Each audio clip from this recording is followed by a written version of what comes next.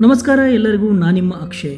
ಗೆಳೆಯರೇ, ಇವತ್ತು ಮತ್ತೊಂದು ಹಳೆಯ 11ನೇ ಶತಮಾನದ ದೇವಾಲಯದ ಬಗ್ಗೆ ನಾವು ನೋಡಿಕೊಳ್ಳೋಣ ಹಾಗೂ ಅದರ ಇತಿಹಾಸದ ಬಗ್ಗೆ ತಿಳಿದುಕೊಳ್ಳೋಣ. ಇವತ್ತು ನಾವು ನೋಡ್ತಾ ಇರುವ ದೇವಾಲಯ ಅದು ಅಂಬರನಾಥ ಶಿವ ದೇವಾಲಯ.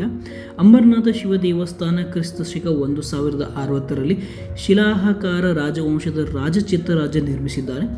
ಇದು 11ನೇ ಶತಮಾನದ ದೇವಸ್ಥಾನ. ಇದು ಮಹಾರಾಷ್ಟ್ರದ ಅಂಬರೇಶ್ವರ ಶಿವ ದೇವಸ್ಥಾನ ಅಂತಾನೂ ಪ್ರಸಿದ್ಧವಾಗಿದೆ ಗೆಳೆಯರೆ. ಈ ದೇವಸ್ಥಾನವು ವಡಾವಣಿ ನದಿಯ ದಡದಲ್ಲಿ ಸ್ಥಿರವಾಗಿದೆ. ಇದರ ಶಿಖರ ಅರ್ಥಪೂರ್ಣಗೊಂಡಿಲ್ಲ. ಇದರ ವಾಸ್ತುಶಿಲ್ಪ ತುಂಬ ಚೆನ್ನಾಗಿದೆ ನೋಡೋಕ್ಕೆ.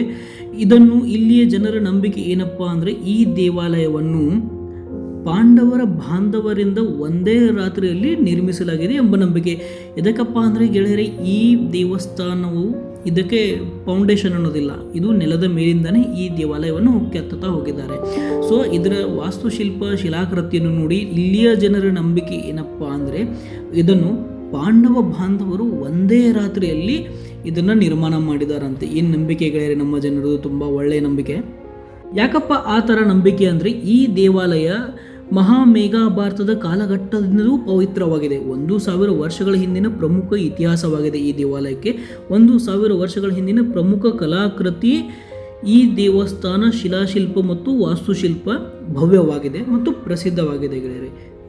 ಇತ್ತೀಚೆಗೆ ಗೆಳೆಯರೆ, ಈ ದೇವಾಲಯ ಅನೇಕ ಸಾಂಸ್ಕೃತಿಕ, ಪರಿಸರ ಮತ್ತು ಐತಿಹಾಸಿಕ ರಕ್ಷಣೆ ಸಂಬಂಧಪಟ್ಟ ಸಮಸ್ಯೆಗಳನ್ನು ಎದುರಿಸ್ತಾ ಇದೆ. ಇದಕ್ಕೋಸ್ಕರ ಅಲ್ಲಿಯ ಸ್ಥಳೀಯರು ಆಗ್ರಹವನ್ನು ಮಾಡಿದ್ದಾರೆ ನಮ್ಮ ಸರ್ಕಾರಕ್ಕೆ. ಆದರೂ ಈ ದೇವಾಲಯದ ಗೋಡೆ ಮೇಲೆ ಜಾರಿರುವಂಥ ಆ ಕಲಾಕೃತಿಗಳಾಗಿರಲಿ ಅಥವಾ ಇದರ ಗರ್ಭಗುಡಿಯ ಬಾಗಿಲೆಗಳಾಗಿರಲಿ ಅಥವಾ ಒಳಗಡೆ ಇರುವ ಆ ಶಿವನ ವಿಗ್ರಹವಾಗಿರಲಿ, ಆ ಹೊರಗಡೆ ಮಳೆ ಬರುತ್ತಿರುವಾಗ ಒಳಗಡೆ ಆ ಮಳೆ ಹನಿ ಬರುವಾಗ ನನಗೆ ನೆನಪಾಗೋದೇನಪ್ಪ ಅಂದರೆ ನಮ್ಮ ಕೋಪೇಶ್ವರ ಕಿದ್ರಾಪುರ ಮಂದಿರ ಗೆಳೆಯರಿ. ಇದೆಲ್ಲವನ್ನು ನೋಡಿಬಿಟ್ಟು ಒಂಥರ ಮನಸ್ಸಿಗೆ ಸಮಾಧಾನ ಆಗುತ್ತೆ. ಬನ್ನಿ ಪೂರ್ಣವಾಗಿ ಈ ವಿಡಿಯೋ ನೋಡ್ಕೊಂಡು ಬರೋಣ ಮತ್ತು ಇದರ ಅಂದ ಚಂದವನ್ನು ನೋಡ್ಕೊಂಡು ಬರೋಣ ಗೆಳೆಯರೆ. ನನ್ನ ವಿಡಿಯೋ ನಿಮಗೆ ಇಷ್ಟ ಆಗಿದ್ದರೆ ಪ್ಲೀಸ್ ಇದಕ್ಕೆ ಲೈಕ್ ಮಾಡಿ, ಶೇರ್ ಮಾಡಿ, ಕಮೆಂಟ್ ಮಾಡಿ, ಸಬ್ಸ್ಕ್ರೈಬ್ ಮಾಡಿ, ಹೀಗೆ ಸಪೋರ್ಟ್ ಮಾಡಿ. ಇನ್ನೂ ಹೆಚ್ಚಿನ ವಿಡಿಯೋಗಳನ್ನ ಮಾಡ್ತಾ ಇರ್ತೀನಿ. ನಿಮ್ಮ ಸಪೋರ್ಟಿಂದ ನಿಮ್ಮ ಒಂದು ಸಬ್ಸ್ಕ್ರೈಬ್ ನನಗೆ ತುಂಬ ಅನುಕೂಲವಾಗುತ್ತೆ.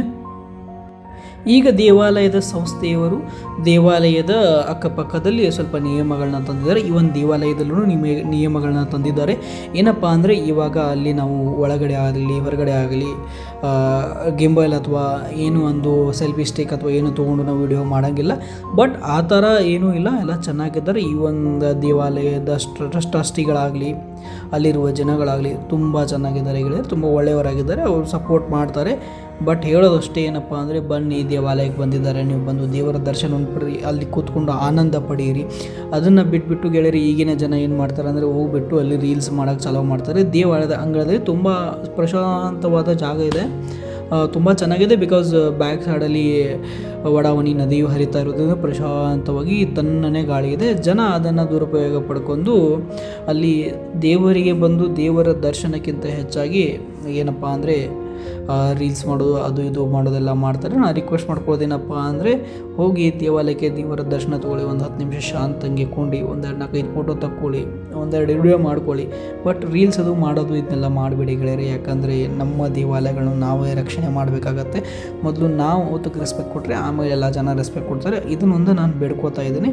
ಇಷ್ಟು ಬೇಡ್ಕೊಂಡು ನಾನು ಈ ನನ್ನ ವಿಡಿಯೋನ ಕಂಪ್ಲೀಟ್ ಮಾಡಬೇಕಂತ ಅನ್ಸ್ಕೊತಿದ್ದೀನಿ.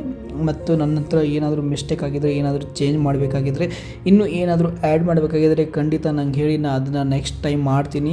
ತಪ್ಪದೇ ಅದನ್ನು ಬದಲಾವಣೆ ಮಾಡ್ತೀನಿ.